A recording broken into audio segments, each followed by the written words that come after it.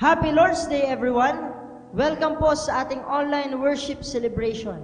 Sa araw pong ito, tayo po ay magpasalamat at magpuri sa ating Panginoon dahil tayo po ay nilikha upang magpasalamat at sambahin ang kanyang pangalan. Sa mga pagkakataon po ito, lahat po ay inianyayahan na sumubay sa aming pagpupuri at pagsamba para sa ating Panginoon. Tayo po ay magpuri sa ating Diyos na buhay.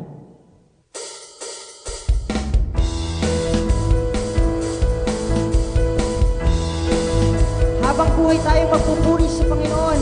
Hallelujah!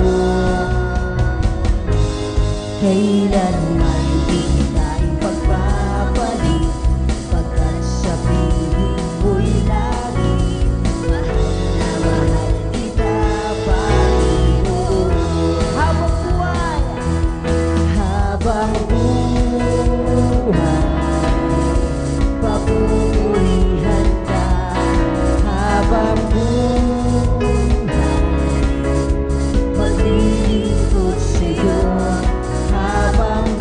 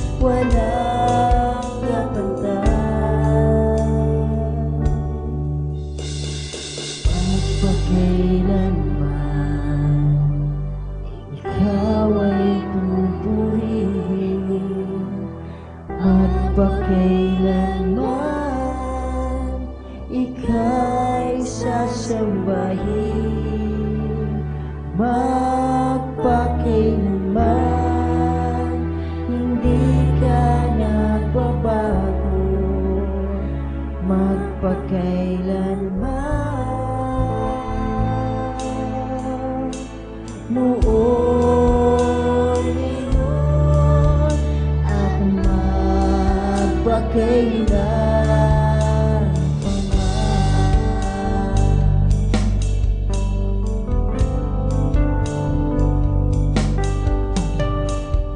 Pag-ibig mo'y wagas at totoo, tunay at dalisay, hindi nagbabago. Ang iyong habag ay walang katulad, kapangyarihan mo'y walang kapantay. Magpakailanman, ikaw ay pupurihin. Magpakailanman, ika'y sasambahin. Magpakailanman, hindi ka nagbabago. Magpakailanman, noon, ngayon, at magpakailan. Magpakailanman, ikaw ay pupurihin. Magpakailanman, ika'y sasambahin. Magpakailanman, hindi ka nagbabago. Magpakailanman, noon, ngayon, at magpakailan. Noon, ngayon, at magpakailan. Noon, ngayon, at magpakailan. Ikaw ang Diyos noon, ikaw ang Diyos ngayon, ang Diyos magpakailanman. Ikaw ang Diyos noon, ikaw ang Diyos ngayon, ang Diyos magpakailanman.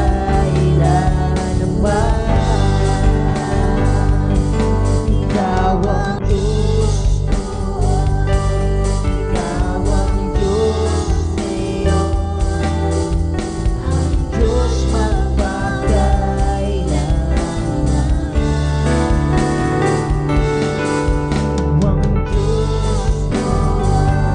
noon, ikaw ang Diyos ngayon,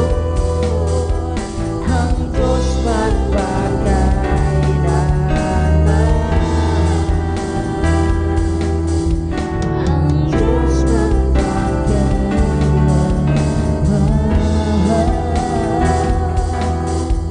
Ang Diyos magpakailanman. Ang Diyos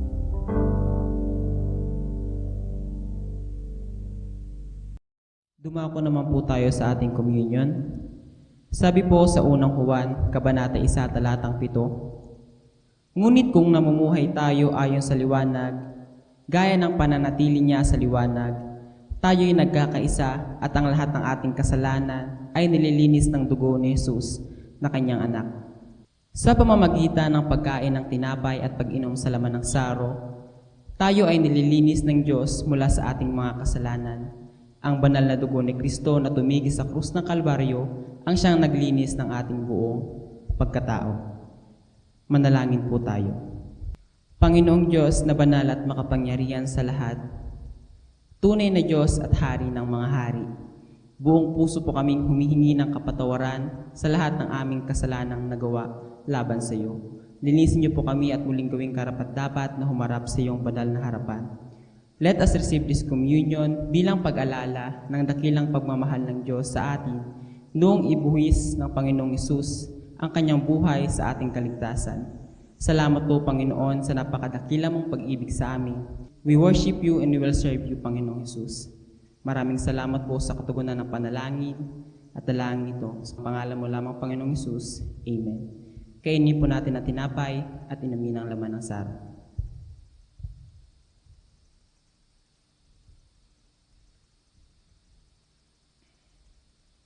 Let us proceed in our giving. It was said in John 3:16, "For God so loved the world that He gave His only begotten Son, that whoever believes in Him should not perish but have an everlasting life." For God so loved us that He gave. And not only that, but He gave us His very best. It is God's very nature to give to His children. Not only this, but we can also see that the reason He gave was because He first loved. For God so loved the world that He gave. So the nature of God's giving is rooted in His unconditional love for us. Nais po tayong paalalahanan ng Diyos na ang pinaka-the best na pagbibigay ay nangyayari kapag ito ay dahil sa ating pag-ibig sa Kanya, gaya ng Kanyang ginawa para sa atin. Kaya marami sa atin ang nahihirapang magbigay ng the best para sa Diyos, hindi dahil kulang o wala tayong maibigay. Mga kapatid, hindi pera ang wala sa iyo, kundi pag-ibig sa Diyos. Kasi naniniwala po ako na kung tunay nating mahal ang Diyos, magagawa nating ibigay ang pinakamainam na handog para sa Kanya ng walang panghihinayang at walang pag-aalinlangan. Kaya tayo po ay magbigay ng may pagmamahal sa ating mga puso sa Diyos na unang nagbigay ng pinakamainam para sa atin. Sa mga nais pong magpadala ng kanilang mga ikapo at handog, maaari niyo pong ipadala sa mga accounts na makikita niyo sa inyong mga screens. God bless us all.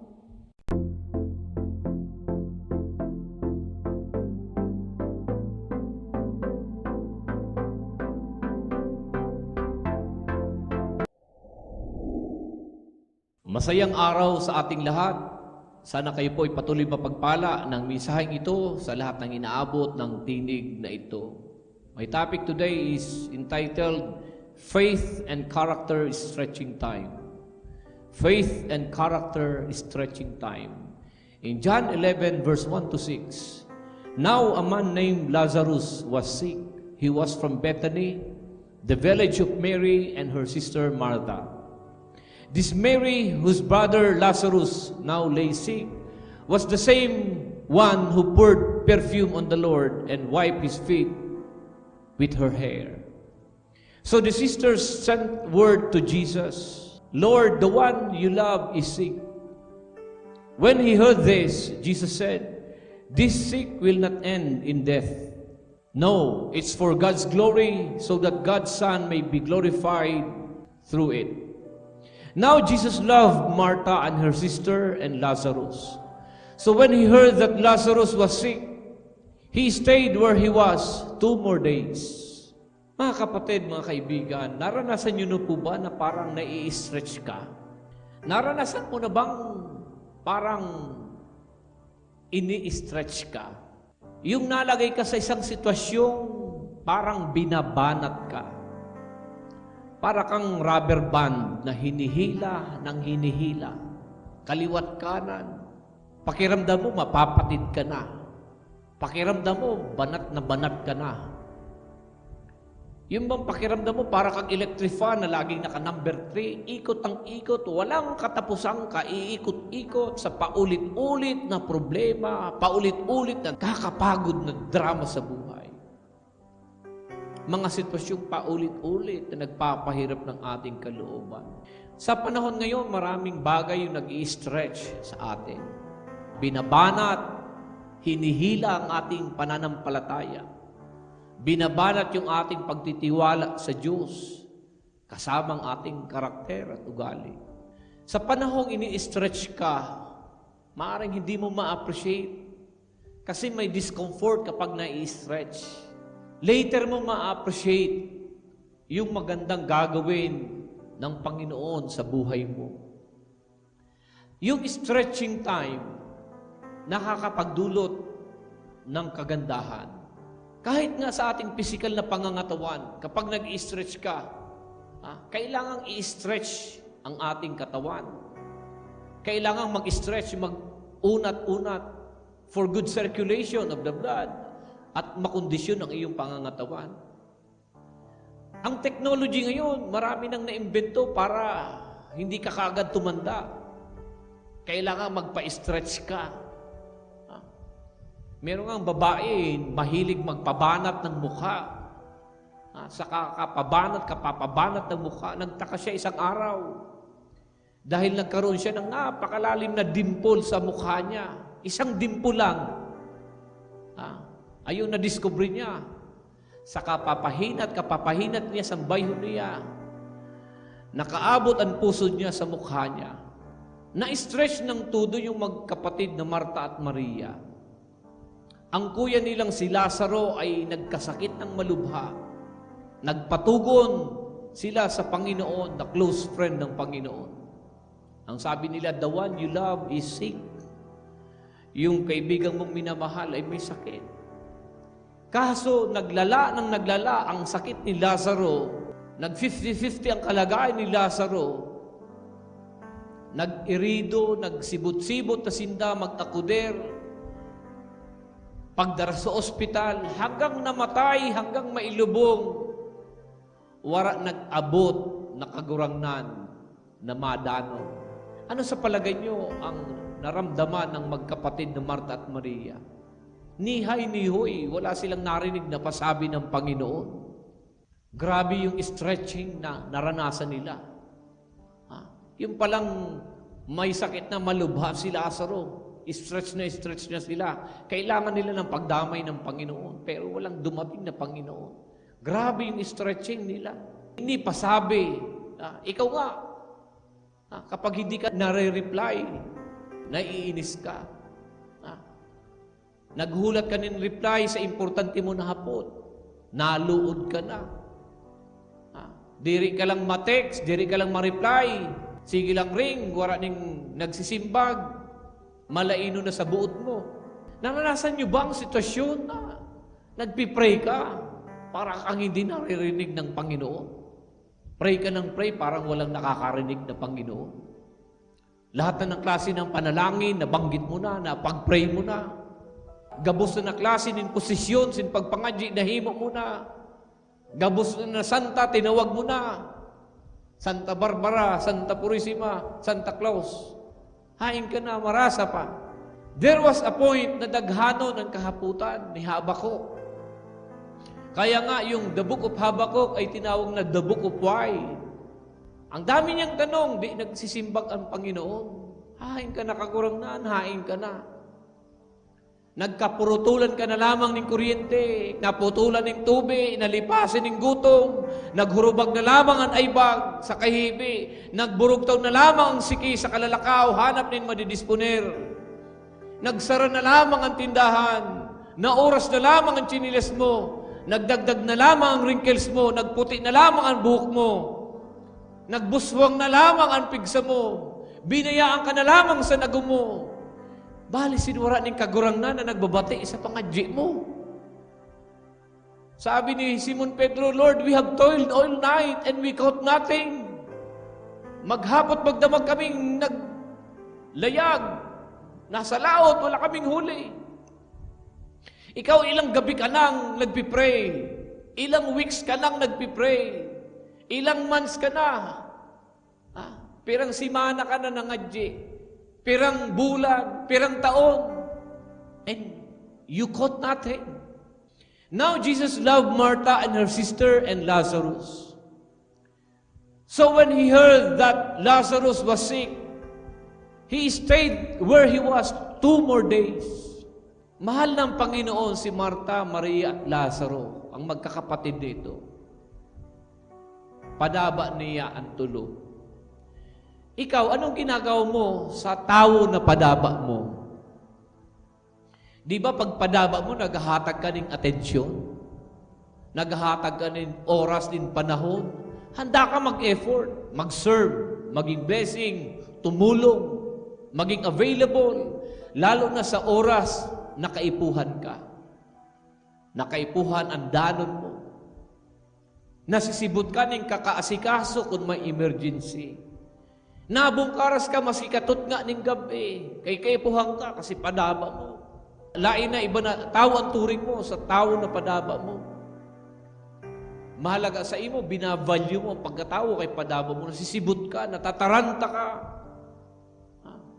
Nahatag mo ang atensyon, ang pagsuporta sa tao na padaba mo. Sabi ng Bible, mahal na Jesus ang magkakapatid na Martha, Maria at Lazaro.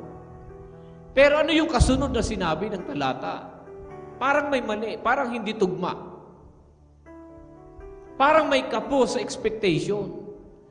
Mahal ni Jesus ang magkakapatid na Martha, Maria at Lazaro. Kaya lang nang mabalitaan na may sakit si Lazaro, diri man siya nagkanto, nagsibot-sibot pagkanto. Sansinda natataranta. Si Lord diri man lang nagbisita. Nung mabalitaang siya ay malubha, si Jesus parang baliwala lang. Nung si Lazarus ay nag-aagaw buhay, ang Panginoon nagpapamunay-munay. San si Lazaro naghulat, si Jesus kaawat-awat. San panahon na si Lazaro irido, si Jesus diri atendido. Nung si Lazarus ay patay na, dead ma lang siya. Habang napupugto ang hininga, si Jesus naman panay ang pahinga. Noong si Lazarus ay ma-deadball, after 4 days siya humabol. Na-stretch ang faith at karakter ni Martha at Maria. Stretch na stretch talaga. Faith and character are stretched. Number 1, when there are delays.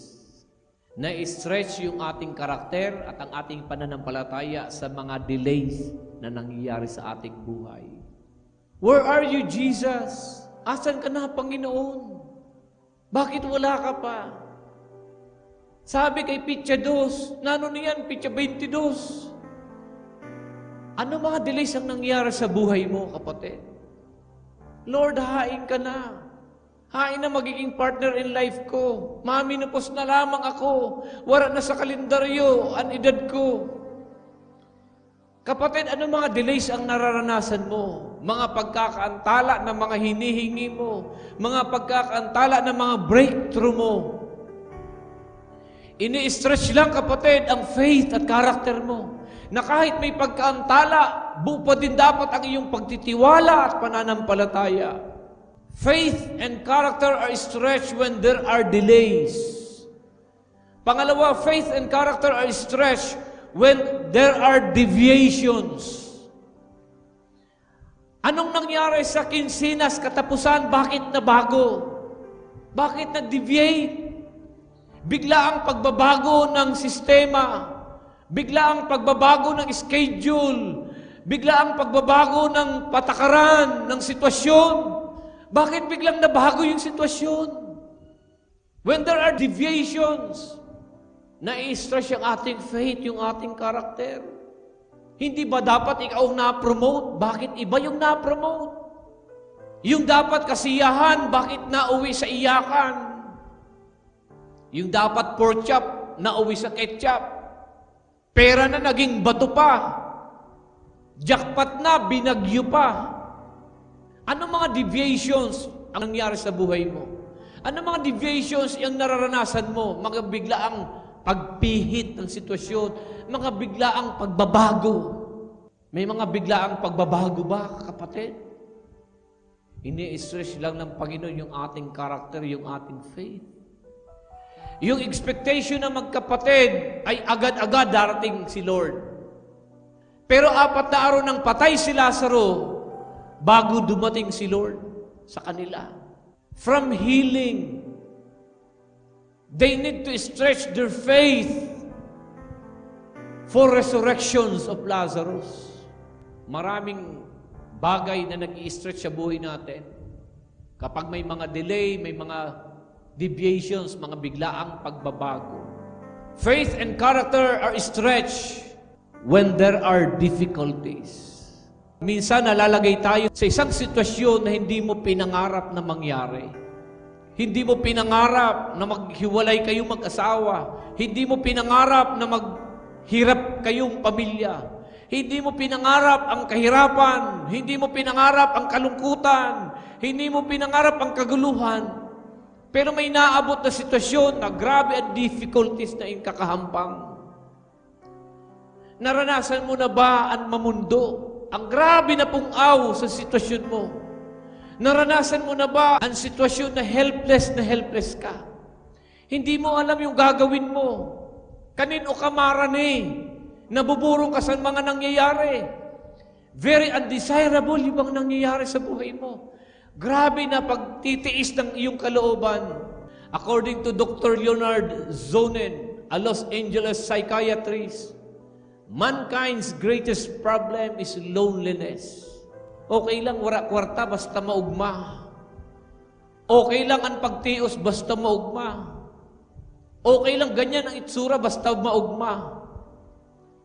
Iwara ka na nga ni kwarta, nagtitios ka na nga ni, pangit ka na nga ni, mamundo ka pa, ay sobra na talaga. May mga tao na gwapo at magayon, pero mamundo ang buhay. May mga tao na damo ang kwarta, pero mapungaw ang buhay. Masiram ang iyong kakaon. Magayon ang bado, magayon ang istaran, pero mamundo ang buhay. May mga tao mayad ang lawas, pero mamundo. The greatest problem is loneliness. Yung psychoanalyst na si Erich Fromm, sabi niya, the deepest need of man is the need to overcome his separateness, to leave the prison of loneliness. Sabi ni Mother Teresa, who lived in a slum area in Calcutta, India, loneliness is the most terrible type of poverty. Naranasan mo na ba mamundo na wala ka na halos mailuha? Faith and character are stretched when there are difficulties. Another thing, faith and character are stretched when there are dead ends. May magayon pa kaya na mangyayari sa buhay ko? Magiging maugma pa kaya ang buhay ko? May magayon pa kaya na mangyayari sa relasyon ko? Sa pamilya ko, sa kabuhayan ko, sa kalusugan ko? Everything seems hopeless. Dead end na. Hindi mo na alam yung gagawin mo. Hindi mo na alam yung mangyayari. Confused ka. Para kang nasa harapan ng isang napakalaking pader. At nagtatanong ka, how can I go on? Malaking pader ang nasa harapan ko. Paano ka mag-move on? Paano ka mag-uumpisa uli? Sa umpisa. Namatayan mo na ba? Namatayan ka, haninmahal sa buhay, na diri mo tanggap? Hindi ka lang namatayan para ka ding namatay. When your loved ones left you, when a person you value a lot left you, yung ini-enjoy mo na dating samahan, dating tawanan, biglang nawala. Biglang nagbagong lahat. Bigla kang iniwan, biglang nawala. Paano mo uumpisahan ang buhay? Kay hirap sa tingin mo, kay hirap ng buhay. Sa tingin mo, wala na, patay na, goodbye na, dead end na. Anong mga delays ang nangyayari sa buhay mo? Anong mga deviations, mga biglaang pagbabago, unexpected changes that gives discomfort to you? Anong mga difficulties ang mga kinakaharap mo ngayon? Kaya mo pa ba? Anong mga dead ends meron ka ngayon, kapatid, na sa tingin mo, wala nang pag-asa. Lahat ng yan ay naranasan at naramdaman ng magkapatid na Marta at Maria. Listen, do not put a period where God puts a comma. Pagdating sa problema at kalungkutan, everything is not final. Your trouble is not yet final. Do not put a period where God puts a comma. Huwag mong lalagyan ng tuldok kapag kuwit ang inilagay ng Diyos. Huwag mo ring lagyan ng kuwit kung period ang inilagay ng Panginoon. In verse 20 and 22, when Martha heard that Jesus was coming, she went out to meet him, but Mary stayed at home. Lord, Martha said to Jesus, if you had been here, my brother would not have died. But I know that even now God will give you whatever you ask. Na-stretch, but she remained constant to her faith. How to stretch our faith? Paano ba natin i-stretch yung ating pananampalataya? Una, pray big prayers. Magtupod ka pa man gihapon sa mga darago na bagay. Magpaapin ka man gihapon sa Diyos. Mangadji ka man gihapon yung mga darago na bagay sa kagurangnan. Lakihan mo yung prayer mo. Lakihan mo yung hinihingi mo kay Lord. If God is your partner, make your plan big. Hihingi ka din lang naman, lakihan mo na. Huwag yung kahit 20 pesos lang, Lord, okay na. An may makaon lang kami. Tapos mareklamo ka, kay lilanot lang ang kakaon mo. Ano yung pray big prayers? Number 1, pray that is beneficial to others. Mag-pray ka na magbe-benefits yung iyong kapwa. Pray things that are impossible to you. Yung hindi mo kaya, huwag yung alam mo namang mangyayari. And pray that is glorifying to God, beneficial to others, impossible to you, and glorifying to God. How to stretch your faith? Pangalawa, take risk. Take risk. Sa paglilingkod sa Panginoon, dapat maintindihan mo na hindi lahat ng tao sa paligid mo ay mapiplease mo. Take the risk. Kailangang ilaban mo ang faith mo. Panindigan mo yung persuasion mo. Panindigan mo yung pinaniniwalaan mo. May mga utos ang Bible na kapag ginawa mo, magre-react yung ibang tao. Take the risk because you know at the end, alam mong pagsunod ang ginagawa mo sa Kanya.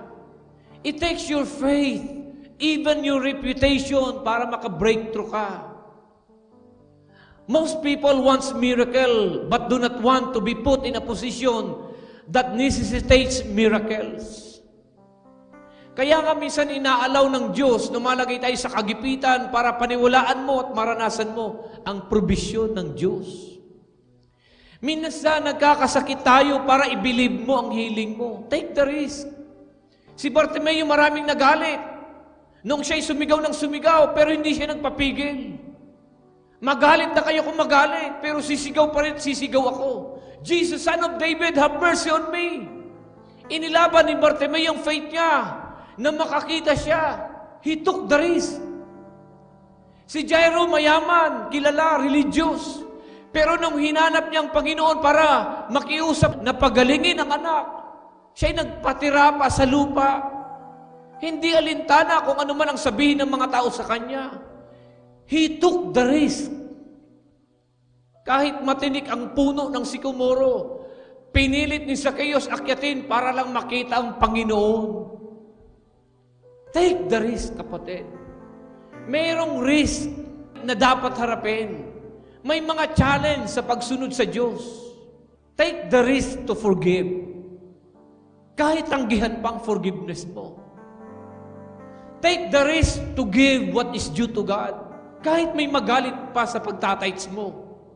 Take the risk to invite, to win souls. Kahit na i-reject ang invitation mo. Take the risk to share Jesus to others. Kahit may magyuga-yuga sa imo. Put yourself in a position that necessitates God's favor, miracle, and approval. Take the risk. May mga panahon din na nalalagay tayo sa sitwasyong pangit para makita mo kung paano pagandahin ng Diyos ang mga pangit na sitwasyon na yun.